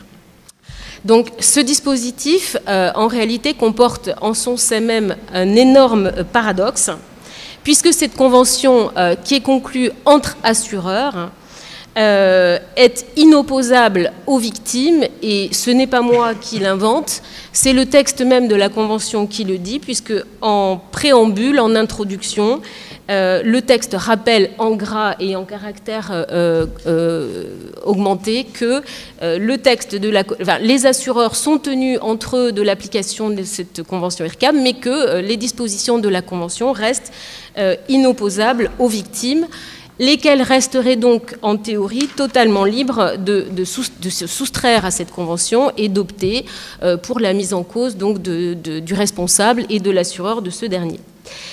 Alors, ceux qui pratiquent la loi Badinter et la réparation du dommage corporel savent que la réalité est totalement différente, et qu'en réalité, sans y aller par quatre chemins, on peut affirmer que cette inopposabilité est en réalité un mythe, totalement un mythe, et qu'elle entraîne, cette convention, en réalité, des conséquences pour la victime qui sont extrêmement importantes, que le dossier soit géré à l'amiable ou en judiciaire, et que même si le dossier part en judiciaire parce qu'il y a des désaccords, que ce soit sur les conclusions médicales ou sur le montant de l'indemnisation, cette convention IRCA devient, pour parler simplement, un véritable sac de nœuds, et qu'en réalité, au lieu d'accélérer et de faciliter le processus d'indemnisation, elle devient vraiment une source de complications et de longueur procédurale sur lesquels il serait bien de se pencher, parce que c'est vrai que c'est parfois insupportable pour les victimes. Alors, cette convention IRCA, moi, elle me pose plusieurs difficultés, d'un point de vue d'abord des principes qui doivent conduire à une indemnisation équitable et juste dans le respect du droit des victimes d'accidents. Et je vais vous livrer quelques réflexions, mais je pense que je ne suis pas les seuls à les faire. Alors, on a dit tout à l'heure que cette convention est inopposable. En réalité, la désignation de l'assureur s'impose à la victime de l'accident dès la survenance du dommage. puisque la convention IRCA règle donc les choses de la manière suivante. L'assureur du véhicule dans lequel se trouve la victime ou les victimes va prendre la main sur le processus d'indemnisation tant qu'il ne sera pas démontré par les conclusions médicales que le mandat doit être transféré à l'assureur du véhicule responsable. Donc en réalité, c'est une désignation qui s'impose à la victime sans aucune information préalable de sa part et sans que le mécanisme conventionnel de cette désignation lui soit expliqué, puisque la victime de l'accident va recevoir une notice d'information et une fiche de renseignement corporel qu'un assureur va lui adresser avec un courrier type. Et ce courrier, à mon sens, cette démarche imposée par l'assureur mandaté pose en réalité, à mon sens, divers problèmes. Le premier, c'est que cette désignation imposée aboutit à un mélange des genres qui est parfois extrêmement condamnable. Le premier mélange des genres, c'est que la victime, et notamment quand elle reçoit un courrier de son propre assureur, qu'elle soit conducteur ou passager d'un véhicule assuré auprès d'une compagnie X, la victime pense que son propre assureur, donc qui lui envoie un questionnaire corporel et une notice d'information sur l'accident, intervient pour assurer la défense de ses intérêts, sans réaliser à aucun moment qu'en réalité, elle a potentiellement affaire non pas à quelqu'un qui va intervenir à ses côtés pour son indemnisation, mais une compagnie d'assurance qui est en réalité son adversaire, puisque de fait, leurs intérêts vont être opposés, c'est-à-dire d'un côté une victime qui va réclamer une indemnisation et de l'autre côté un assureur qui va être tenu d'évaluer un dommage et d'indemniser.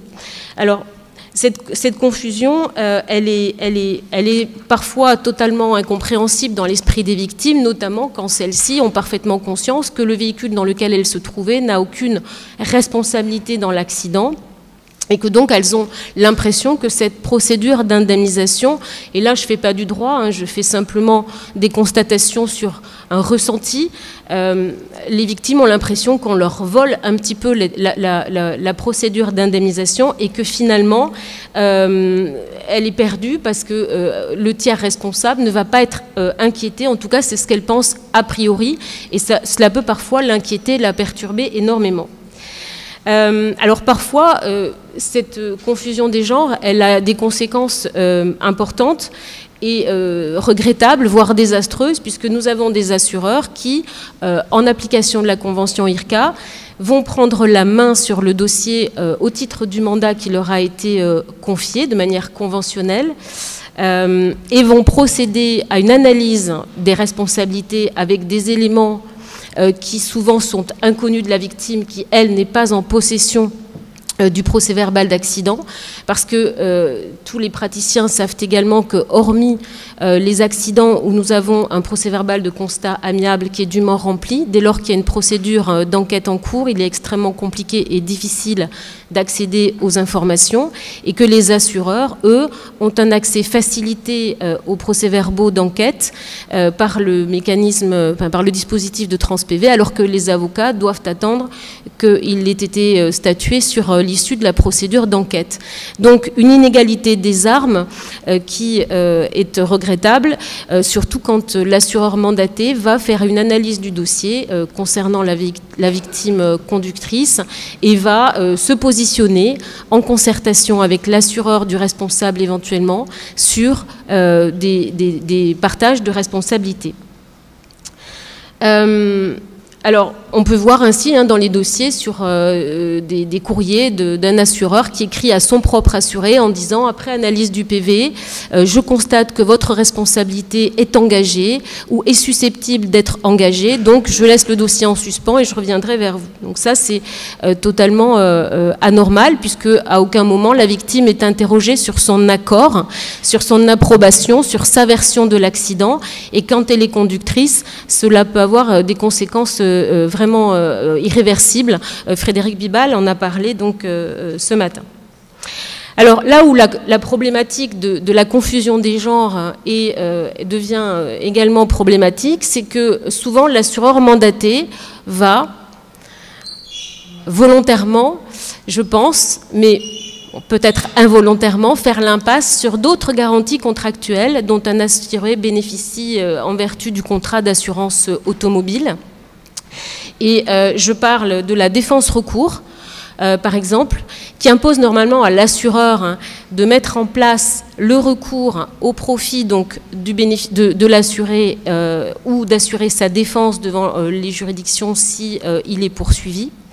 Donc l'assureur qui va prendre le mandat va gérer le dossier au titre de la convention IRCA et non pas au titre de la défense recours dont bénéficie pourtant l'assuré. Et ça a des conséquences, notamment parce que du coup, l'assuré ne va pas se voir proposer éventuellement de prendre un avocat. Enfin, je ne parle pas de la notice d'information qui va lui être adressée, mais en théorie, l'assureur défense recours va devoir normalement prendre en charge l'intervention éventuellement d'un avocat, voire d'un médecin conseil de victime si cela lui est demandé.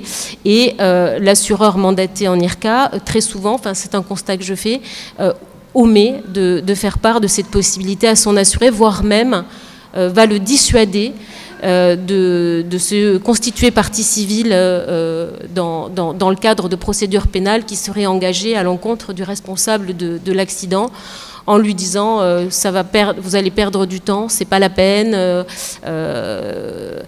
En réalité, ce qu'on constate, c'est que l'assureur qui a le mandat va tout faire, absolument tout faire, pour garder le mandat et favoriser l'indemnisation amiable à tout prix, voire même à n'importe quel prix, mais surtout au prix le plus faible pour lui, puisqu'il ne faut pas oublier qu'il va gérer un sinistre.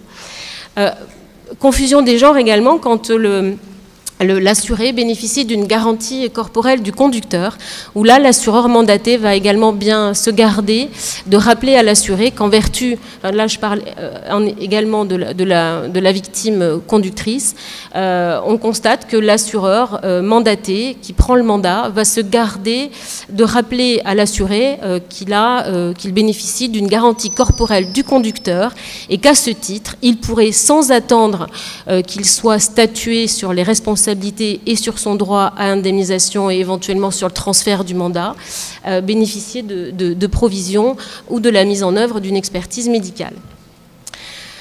Donc confusion des genres qui me paraît vraiment problématique, surtout que la victime, elle ne comprend pas, puisque le dispositif de la convention IRCA ne lui a à aucun moment expliqué.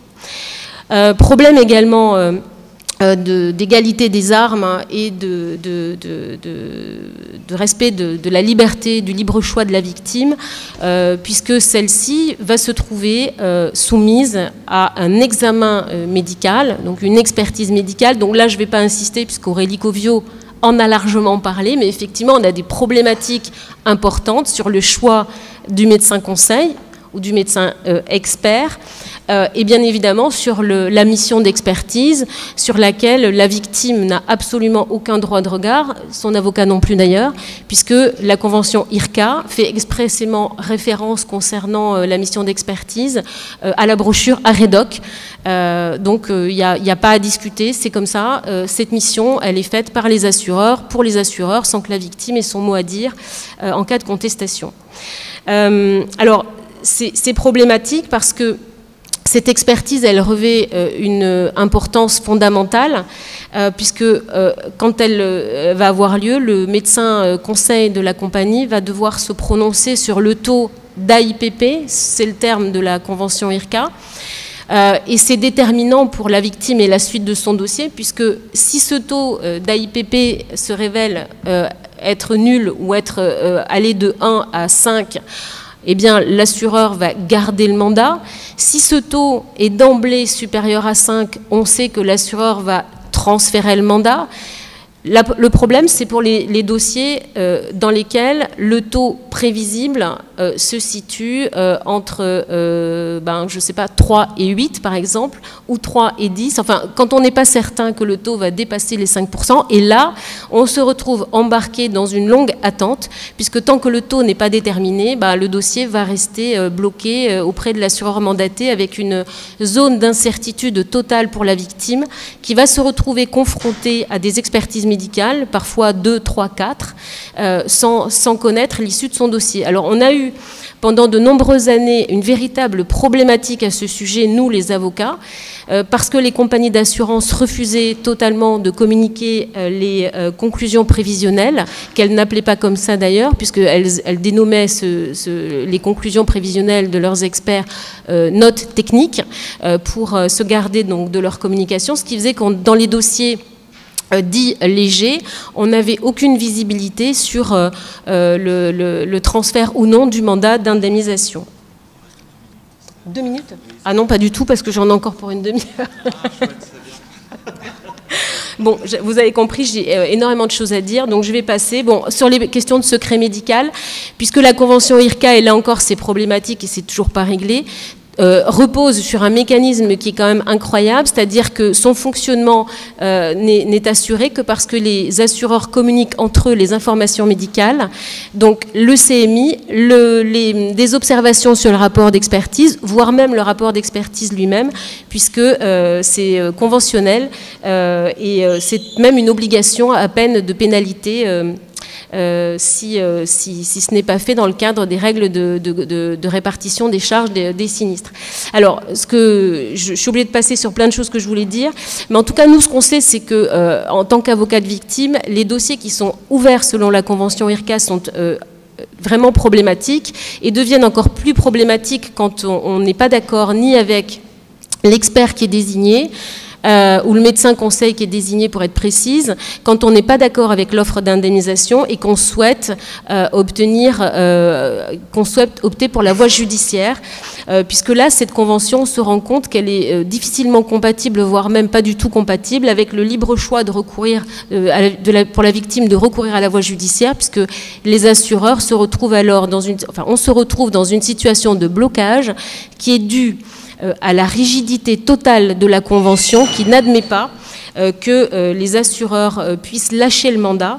Et je voudrais juste du coup terminer par ça.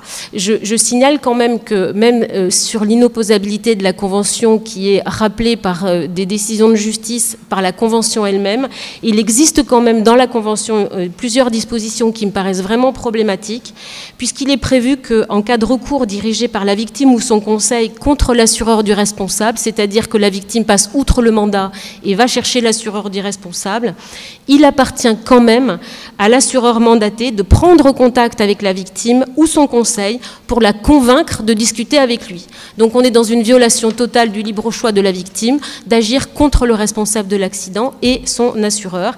Idem en cas d'action judiciaire, puisque la Convention prévoit que si effectivement le responsable de l'accident et son assureur se retrouvent poursuivis en justice, l'assureur qui était normalement mandaté devra néanmoins de tenter de transiger avec le mandataire après dépôt du rapport judiciaire. Donc on se retrouve en réalité dans une convention qui se veut inopposable mais qui s'impose totalement du début à la fin et qui est source de complications sans fin. Voilà. Et c'est dommage parce que j'avais encore plein de trucs à dire. Merci beaucoup.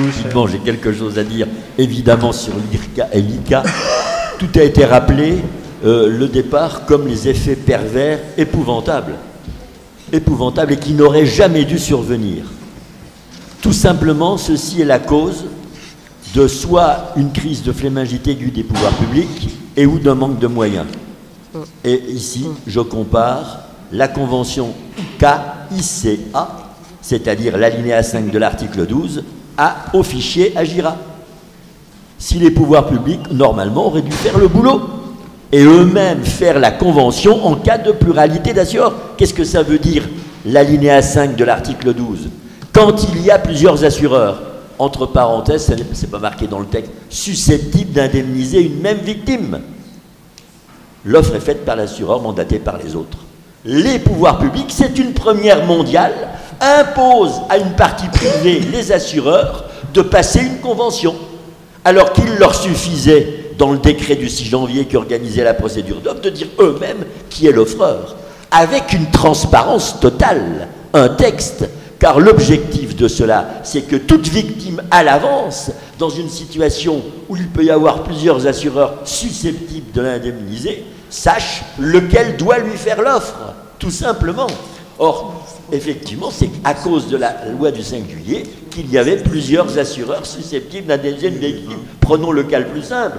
2 bagnoles, 2 conducteurs, et dans un passe au feu rouge, l'autre au feu vert, et dans celui qui passe au feu vert, il y a un passager transporté. Depuis la loi Badinter, avant la loi Badinter, seul celui qui était passé au feu rouge pouvait indemniser ses victimes. Avec la loi Badinter, elle peut s'adresser évidemment à celui qui la transporte passé au feu vert, puisque l'article 2 de la loi Badinter lui interdit de s'exonérer par le fait du tiers ou la force majeure. Point. Terminé. Il suffit. Et donc, qu'est-ce qu'ont fait les assureurs? Dans l'ICA, indemnisation pour compte d'autrui, ils ont posé 3 règles. Il y a 2 bagnoles, personne d'autre, 2 conducteurs. A et B. A fait une offre à B, B fait une offre à A. Point. 2, il y a un passager transporté. C'est l'assureur de celui qui en fera la plus grande part de responsabilité. Point. 2 victimes extérieures, une bagnole heurte une victime. C'est cet assureur, un piéton, c'est lui qui fait l'offre. 2 voitures sont impliquées dans cet accident. C'est celui qui heurte la victime qui vient. Si les 2 le heurtent, plus petit numéro minéralogique. Point terminé. C'était fini. Comme ceci n'a pas été entendu, y compris par les pouvoirs publics, les assureurs, après, et cette convention, par exception au principe res inter alios acta, est opposable, puisqu'imposée par la loi, opposable aux victimes, à la différence de tout le droit conventionnel.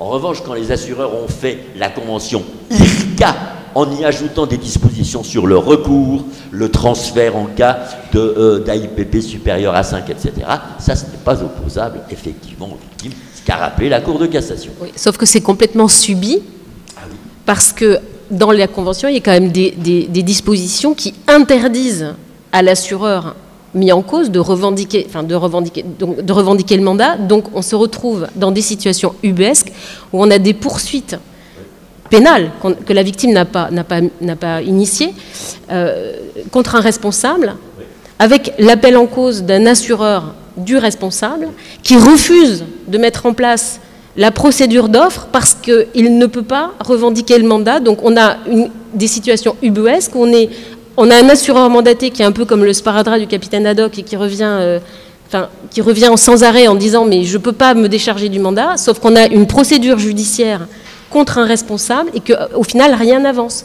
C'est pourquoi je plaide pour une reprise par le législateur de l'alinéa 5 de l'article 12 de L211-9 et que ce soit les pouvoirs publics qui, par un décret dans la foulée de cette modification de cet alinéa 5 de la loi, refassent eux-mêmes la convention en disant qui est l'offreur de manière transparente. C'est un texte réglementaire et l'affaire est réglée. Et toutes les autres dispositions de recours qu'ont fait les assureurs sont supprimées. Et je ne parle même pas des procédures de contestation quand il y a des contestations sur les conclusions médicales et que les assureurs n'ont pas correctement appliqué les règles qu'ils ont établies eux-mêmes entre eux, c'est-à-dire qu'ils n'ont pas invité l'autre compagnie à participer à l'expertise, etc., et qu'on se retrouve avec des procédures judiciaires qui, 5 ans après un accident et parfois quelques années après une consolidation, ordonnent une nouvelle expertise parce que le juge décide que l'expertise qui a été faite par le premier assureur n'est pas opposable au second. Et même, j'ai trouvé des décisions qui, sur des expertises judiciaires demandées par l'assureur mandaté, mais ensuite une procédure au fond contre l'assureur du responsable qui venait alors contester une expertise judiciaire et un juge du fond qui ordonnait quand même une nouvelle expertise judiciaire au motif que, même si la convention IRCA est inopposable, eh bien, le rapport d'expertise n'est pas contradictoire. Donc ça fait des procédures qui durent des années, des années.